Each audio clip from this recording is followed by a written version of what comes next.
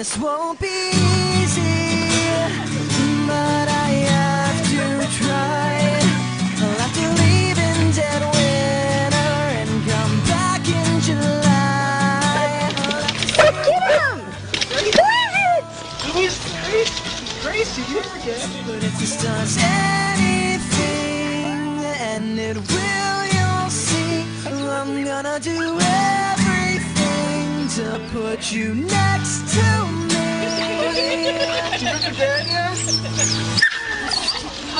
Oh, you're gonna make me cry! Honey, do you remember Daddy? I missed you so bad, honey. I'm so sorry I went away. Oh, Tell you what I've tried a million other times. Tell me maybe but how could I lead my life and always say truth but never dare?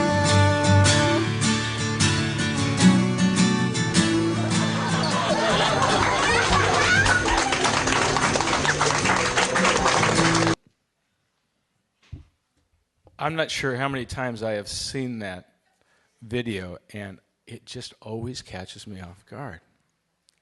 I am just so impacted by what families go through when they're serving in the military. And Dick, thank you so much for what you shared. I was thinking about what you had to share of just the impact of people in your life. And I think back 11 years ago, I lost my dad to a heart attack. And when I was about 10 years old, I was rifling through his dresser drawer for something, and I found a box. In the box were all these medals that he had been awarded during World War II. What I'd never known is he was part of the elite force of the 10th Rocky Mountain Division ski troops that were fighting in the war, particularly in the Italian Alps. In that box was a Silver Star, Purple Heart, blah, blah, blah, on and on and on. Stuff I didn't understand, didn't know about. And then there was a letter that from the U.S. government that he had been awarded the Silver Star for. And my dad stuffed it all. There were times that I'd ask him when I was growing up, and he just wouldn't talk about it. And part of it came out many, many years later. Not until my dad was really in his 60s would he really share about some of the significant things that had transpired during his time in the war and losing so many of his friends because their missions were pretty secretive. And what I come to realize is that in those years, my dad was suffering his own kind of, even though they didn't call it back then, post-traumatic stress disorder, that he had stuffed all this stuff, and he had just invested in us as a family. And it was just so intriguing to me to watch and understand the legacy that my dad has imparted. I've never served in the military, and yet I have this incredible passion for military families.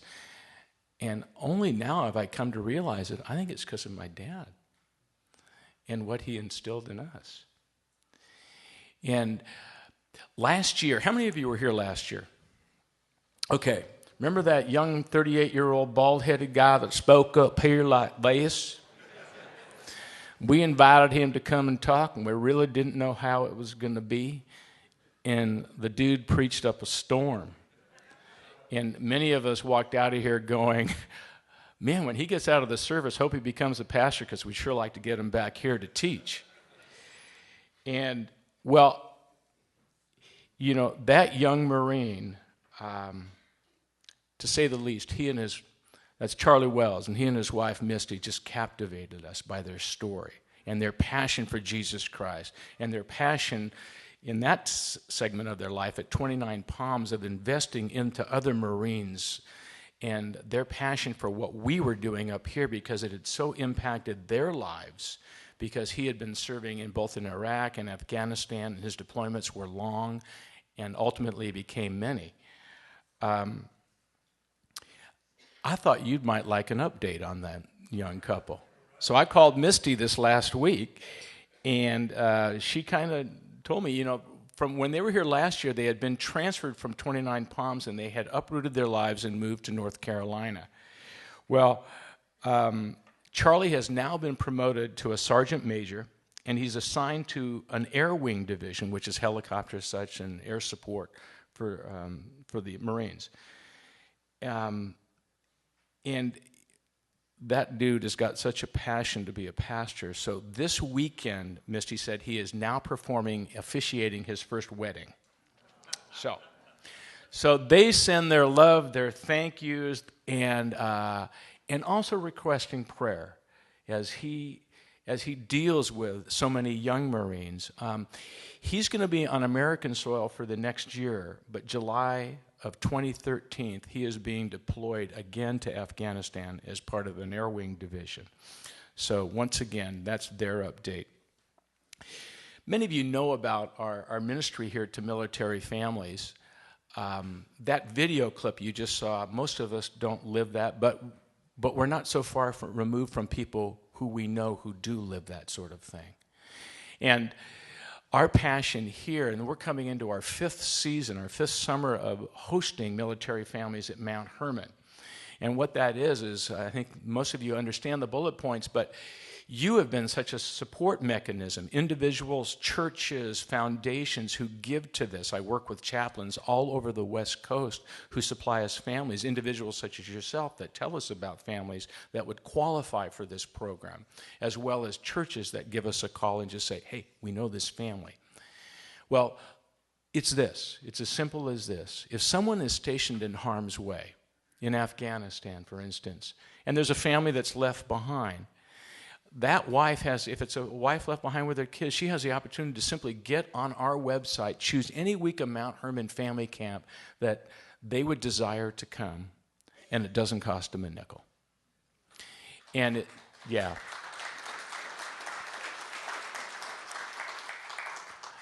We had prayed about and just realized what an opportunity to give somebody a break in the action. I mean, I have watched young women's faces going with that thought process, is my husband coming home? If he comes home, is he coming home physically whole and emotionally intact with all that they have been facing? Will our marriage survive this? Because the divorce rate, the separation rate is so high amongst returning military. Our passion is to reunite them here, to give them opportunities. So if somebody's getting ready to be deployed, and it might be their final vacation prior to that deployment, the whole family comes for a whole week of family camp for free. And then the amazing one, in fact, Labor Day this past Labor Day for family camp, we had a whole number of families here, but 4 of those families had just returned. Husbands had just gotten off the plane, sometimes 2 and 3 days prior to showing up here from being in Afghanistan, oftentimes for a year at a shot.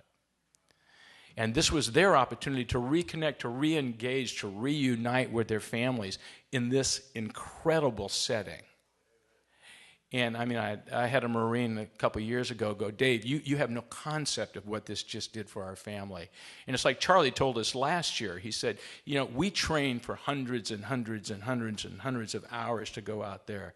We get about an hour of training to what it really looks like to re-engage with our families when we come back after all we've seen. And you folks give them opportunities to have this. I want to share a brief note from a new friend of mine, Toby Nelson, who's a chaplain. And Toby happened to be here about 4 weeks ago for a pastor's conference. And he learned about what we were doing with military, so he and I had the opportunity to sit down. And then a couple weeks ago, he sent me this. And what this was addressed to a young couple. He's serving in the Marines overseas. And he says, Dear Michael and Reggie, short for Regina, last week I attended a popular Christian camp in California called Mount Hermon, and while there I was approached by Dave Burns, the director of adult ministries, who informed me about this incredible ministry that they provide for active duty personnel.